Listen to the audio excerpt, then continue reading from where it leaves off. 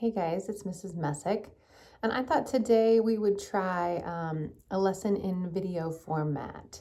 So we are beginning to talk about cell organelles, and organelles just means the parts that are inside of a cell.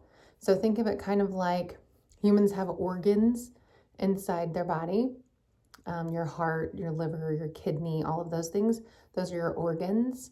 So cells have what we call organelles, and it just means the parts inside of a cell that make it up.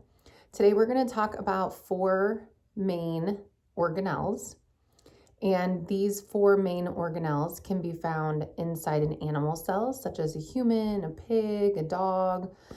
They can also be found inside of plant cells. So the first organelle we're going to talk about is nucleus. The nucleus is like the control center of a cell, okay? It's the big brain of the cell.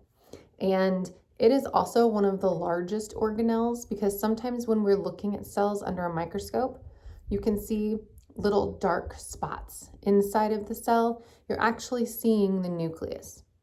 The other parts of a cell are smaller than the nucleus and they're harder to see unless you have a more high-powered microscope. So the nucleus is called the brain or the control center because what is inside of the nucleus is the genetic material for whatever that organism, that living thing is. So if you're a human, your genetic material, your DNA, the instructions for how to put you together and what you're going to look like and what you're going to be like are inside each nucleus. Every nucleus of every cell in your body is holding those instructions, that DNA, okay? Inside a plant cell, the instructions, the genetic material, because plants have DNA as well, is inside the nucleus of every single cell. So that is why we call it the control center. It's kind of like the boss. It kind of runs the cell. The other thing we're going to talk about that's really important is the cell membrane. So the cell membrane is the shell all around the outside of a cell. So cells are 3D, right? They're not flat. And so if you were thinking of an animal cell, for example, which is kind of spherical shaped, then the shell all the way around the outside of that is the cell membrane. And the cell membrane is has a fancy vocab word called selectively permeable. And what selectively permeable means is that it controls what goes in and out. So when you think about the words selectively permeable, it kind of sounds like selective permission. And that's exactly what it means. The cell membrane controls what goes out of the cell and what comes into the cell so that it has just the right amount of everything. And so that is the job of the cell membrane, to let certain things in and to let certain things out, okay? One of the other organelles we're going to talk about is called cytoplasm.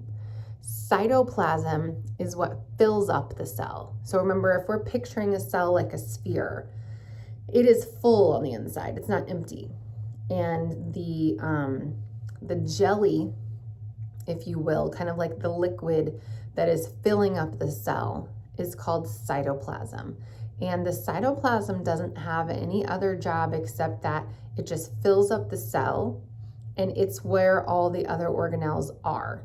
They're inside that goo, okay? And then the last one we're going to talk about today is the mitochondria.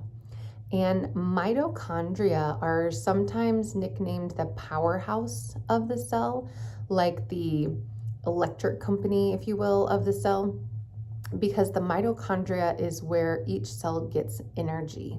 Inside your mitochondria, there are chemical reactions happening. Remember that complex chemistry that we talked about? That happens inside your mitochondria, and it is where the energy that your cells need comes from, okay?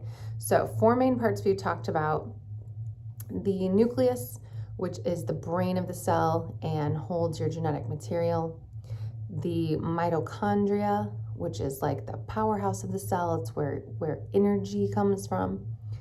The cytoplasm fills up the cell and helps the cell hold its shape. It's where all the other organelles are found. And the cell membrane, which is the outer edge of the cell, and it decides what can come in and what can come out.